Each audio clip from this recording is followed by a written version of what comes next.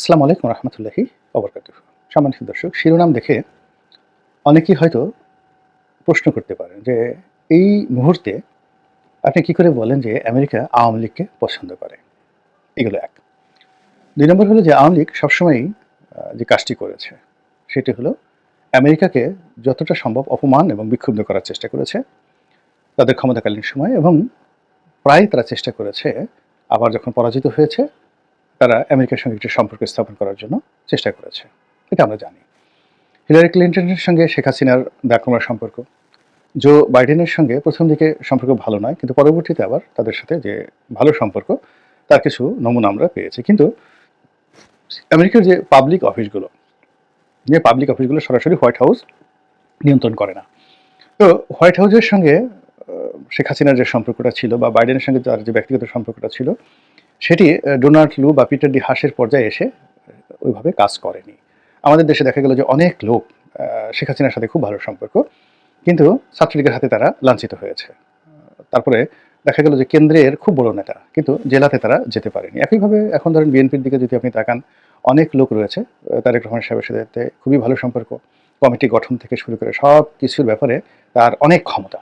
কিন্তু তাকে যদি বলা হয় যে তুমি একটা জেলার সম্মেলন করে আসো, সে সেখানে যেতে সাহস পাবে না। এর কারণ হলো সেখানে সে জনপ্রিয় নয়, বরং সেখানে বিভিন্ন কমিটি সংক্রান্ত বিষয়াদি নিয়ে সে এমন কিছু কর্মকাণ্ড করেছে যে সেখানে গেলে সেই নেতাকর্মীদের হাতে লাঞ্ছিত এবং অপমানিত হওয়ার সম্ভাবনা খুব বেশি থাকে।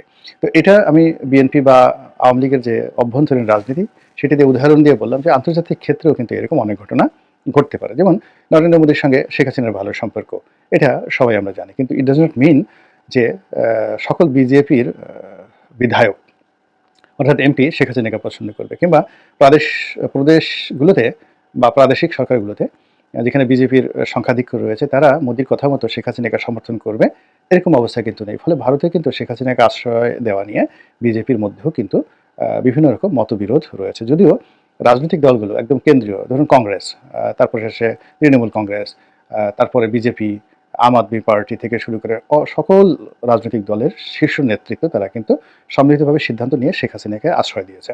আবার একই সঙ্গে সেই সকল রাজনৈতিক দলের যেমন প্রান্তিক পর্যায়ের নেতা রয়েছেন, হয়তো কেউ গভর্নর হিসেবে আছেন, কেউ হয়তো মুখ্যমন্ত্রী হিসেবে আছেন, কেউ হয়তো বিধায়ক হিসেবে রয়েছেন, এমপি হিসেবে রয়েছেন। তারা অনেকেই কিন্তু স্বাধীনভাবে মতামত ব্যক্ত করছে এবং শেখ হাসিনাকে ভারত থেকে তাড়িয়ে দেওয়ার ব্যাপারে কিন্তু তারা তাদের মতো করে বলে যাচ্ছে। আবার শুভেন্দুর মতো পশ্চিমবঙ্গের যে বিধায়ক, তার মধ্যে এরকম একেবারে শেখ হাসিনার একনিষ্ঠ ছাত্রলীগ কর্মীর মতো অনেক নেতা ভারতে রয়েছেন যারা সবকিছুর বিনিময়ে শেখ হাসিনাকে ভারতে রাখতে অথবা বাংলাদেশের রাষ্ট্র ক্ষমতায় তাকে আবার মানে বসিয়ে দেওয়ার জন্য ভারতের সামরিক শক্তি প্রয়োগ করা দরকার, এই ধরনের মতবাদে কিন্তু প্রচার করছে। তো এভাবে আমেরিকার রাজনীতিতেও কিন্তু আওয়ামী লীগকে নিয়ে ওইরকম যাকে বলা হয় একটি দ্বিমুখী অবস্থা রয়েছে। তো কিন্তু আওয়ামী লীগের যে সেন্ট্রাল কমিটি রয়েছে বা সেন্ট্রাল গভর্নমেন্টাল যে পলিসিগুলো রয়েছে বা দলের যে নীতি এবং আদর্শ রয়েছে, তার সঙ্গে আমেরিকার যে রাষ্ট্রের যে মূলনীতিগুলো রয়েছে, সেই মূলনীতির ক্ষেত্রে আওয়ামী লীগকে আমেরিকা অ্যাজ এ স্টেট, রাষ্ট্র মনে করে যে অনেক লিবারেল, সব দিক থেকেই তারা লিবারেল। দ্বিতীয়ত এখানে রাষ্ট্রের বাইরে যখন যে সরকার আসে, এখন যেমন ডোনাল্ড ট্রাম্পের সরকার, আগে জো বাইডেনের সরকার, তো সরকারের সঙ্গে তাদের কতগুলো বিষয়ে মতদ্বৈততা হয়, বিশেষ করে চীন ইস্যু নিয়ে। চীন নিয়ে প্রথম থেকেই শেখ হাসিনার সঙ্গে সরকারের, অর্থাৎ জো বাইডেন সরকারের কিংবা ডোনাল্ড ট্রাম্পের সময়েও কিন্তু ডোনাল্ড ট্রাম্পের সঙ্গে তার ভালো সম্পর্ক ছিল, কিন্তু তার সরকারের যে নিম্ন স্তরে ট্রেড পলিসি নিয়ে, কমার্স পলিসি নিয়ে এবং বিভিন্ন কেনাকাটা নিয়ে অনেক বিরোধ সেখানে তৈরি হয়েছে। এমনকি মানবাধিকার যে সংস্থাগুলো রয়েছে ওখানে, অর্থাৎ জাতিসংঘ, তারপরে সে ওখানকার যে প্রাইভেট এনজিওগুলো রয়েছে তারা, এবং রাষ্ট্রের যে বিভিন্ন অর্গান, তারা সরাসরি ইন্ডিপেন্ডেন্টলি তারা এই বাংলাদেশে যারা রাষ্ট্রদূত ছিলেন তাদের উপর চাপ প্রয়োগ করেছে আওয়ামী লীগের বিরুদ্ধে একটি মানে অ্যাক্টিভেট হওয়ার জন্য, এবং সেটা হয়েছে আমরা অনেক দেখেছি। ফলে এখানে জনাব ড্যান মজিনা কিংবা মার্শাল বার্নিকাট বুম কিংবা ধরুন পিটার ডি হাস, তারা যে কর্মকাণ্ড করেছেন সেই কর্মকাণ্ড যে শতভাগ হোয়াইট হাউস থেকে এসেছে এটা কিন্তু বলা যায় না। হয়তো দেখা গেল সেখানে কোনো সিনেটারের, কোনো গভর্নরের, কোনো এনজিওর, ইউএসএইডের কোনো বড় কর্মকর্তা, বিশ্ব ব্যাংকের বা জাতিসংঘের কর্তার অ্যাজ এ হোল ও তারা এমনকি কখনো কখনো যে দিল্লি ব্যুরো আছে সেই দিল্লি ব্যুরো, অথবা কখনো কখনো ভারতের যে রাষ্ট্রদূত আছেন, রাষ্ট্রদূত থেকে শুরু করে ভারতের পররাষ্ট্রমন্ত্রী অনেক চাপ সহ্য করে এখানে মার্কিন রাষ্ট্রদূতকে কাজ করতে হয়েছে। তো এত কিছুর পরেও আমেরিকা কিন্তু সবার মানে সর্বশক্তি দিয়ে চেষ্টা করেছে শেখ হাসিনার সঙ্গে একটি সুসম্পর্ক স্থাপন করার জন্য। কিন্তু বাস্তবতা হলো শেখ হাসিনা এই বিষয়টি মূল্যায়ন করতে পারেননি। তিনি যখনই বিপদে পড়েছেন, বিপদে পড়ার সঙ্গে সঙ্গে তিনি অবনত হয়েছেন, কখনো মোদির কাছে, কখনো চীনের কাছে, তারপরে কখনো আমেরিকার কাছে, এমনকি কখনো আমেরিকার যে বাংলাদেশের রাষ্ট্রদূত রয়েছে তাদের কাছে। এই বিষয়গুলো মূলত তাকে একটা আনপ্রেডিক্টেবল ক্যারেক্টার, একটা অস্থির চিত্তের ভদ্র মহিলা হিসেবে অনেকের কাছে মানে বিশ্বাসযোগ্যতা পাওয়ার জন্য যে ক্যারেক্টারিস্টিক দরকার সেটি তিনি প্রতিষ্ঠা করতে পারেননি। যারা রাষ্ট্রনায়ক হবেন তাদের প্রথম এবং প্রধান যে চরিত্র থাকবে সেটা যা বলেছি বলেছি, মরি বা বাঁচি। আপনি চিন্তা করেন জন এফ কেনেডি, তিনি বললেন যে আমি এটা করবো না বা আমি এটা করবো, ওটাই হলো তার জন্য আইন।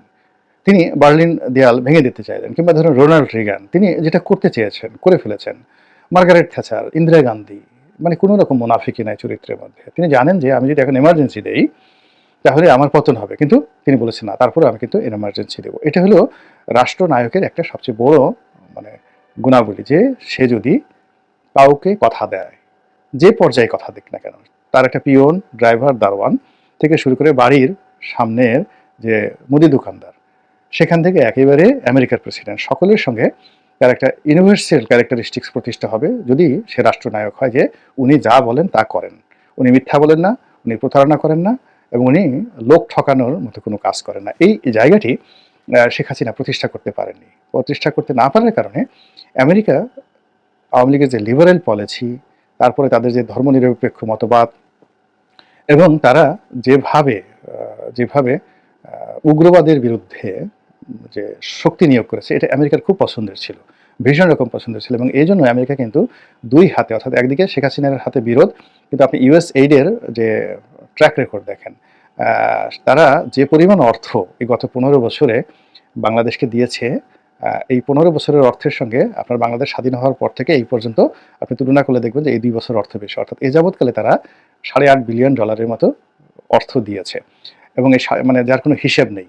তো এই $8.5 বিলিয়নের মধ্যে মোর দেন 4.5 বিলিয়ন বা অলমোস্ট $5 বিলিয়ন তারা দিয়েছে কিন্তু এই গত 15 বছরের মধ্যে। এর মধ্যে এই যে দেখেন টিকাতে, করোনার যে করোনার টিকাতে আমরা শুনলাম যে প্রায় 50,000 কোটি টাকা এই সরকার মানে স্বাস্থ্য মন্ত্রণালয় এরা ব্যয় করেছে। অথচ এই যে টিকার একটা বিশেষ অংশ না, বিরাট অংশ ফ্রি অফ কস্টে আমেরিকা দিয়েছে।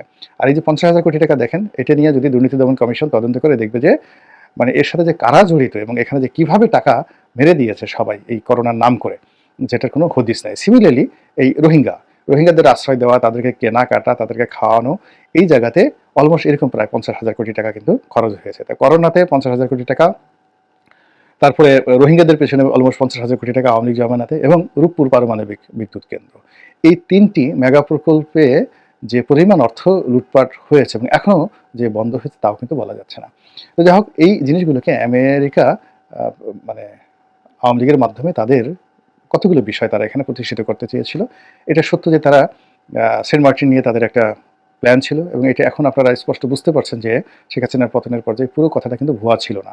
এখন আপনি সেন্ট মার্টিনের অবস্থান, সেখানে পর্যটক যাওয়া আসা এবং নতুন সরকারের নড়াচড়া দেখলে বুঝতে পারবেন যে আমেরিকা আসলে তখন সত্যিকার অর্থে শেখ হাসিনার কাছে কী চেয়েছিল। 2 নম্বর হলো যে আমেরিকা কেন জামাত এবং বিএনপিকে পছন্দ করছে না। এর কারণ হলো আমেরিকা এই দুটো দলকে একেবারে প্রথম থেকেই তারা মনে করছে যে এরা ধর্মভিত্তিক রাজনীতি করে। তাদের মধ্যে ইসলাম প্রীতি বলেন এবং অন্য ধর্ম যারা লোকজন রয়েছে তাদেরকে প্রিভিলেজ না দেওয়া থেকে শুরু করে হিন্দুদের প্রতি নির্যাতন, এই জিনিসগুলো আমেরিকার দলিল দস্তাবেজে রীতিমতো লিখিত রয়েছে। এরপরে বিভিন্ন সময়, অর্থাৎ বিএনপি সরকারের সময় যে সকল দুর্নীতি হয়েছে, সে সকল দুর্নীতি এবং অনিয়ম দলিল আকারে আমেরিকাতে যেভাবে এস্টাবলিশড হয়ে আছে রাষ্ট্রীয় প্রতিষ্ঠানে, ওইগুলো ওই কালি মোচন করার মতো যে নেগোসিয়েশন দরকার বা যে ধরনের লবিং দরকার, ওটি বিএনপি জামাত এখন পর্যন্ত করতে পারেনি। বিএনপি লবিং করেছে আওয়ামী লীগের বিরুদ্ধে, জামাত লবিং করেছে যুদ্ধাপরাধীদের বিচার বন্ধ করার জন্য বা মানে আওয়ামী লীগকে নিবৃত করার জন্য। এর বাইরে তাদের সম্পর্কে যে মতামত রয়েছে বা আমেরিকার যে রাষ্ট্রশক্তি, যে হোল সিস্টেমটি যেভাবে জামাত সম্পর্কে খুবই নেতিবাচক ধারণা পোষণ করে A to Z, আবার বিএনপি সম্পর্কেও কিন্তু তাদের সেই নেতিবাচক জিনিসটি তারা করে। বিএনপির যারা অনেকে আমেরিকার স্টেট ডিপার্টমেন্টের প্রোগ্রামে সেখানে গিয়েছেন, তারা এসে কতটা রিপোর্ট করেছেন দলীয় প্রধানের কাছে আমি বলতে পারবো না, কিন্তু আমিও সেই স্টেট ডিপার্টমেন্টের যে মানে প্রোগ্রামগুলো সে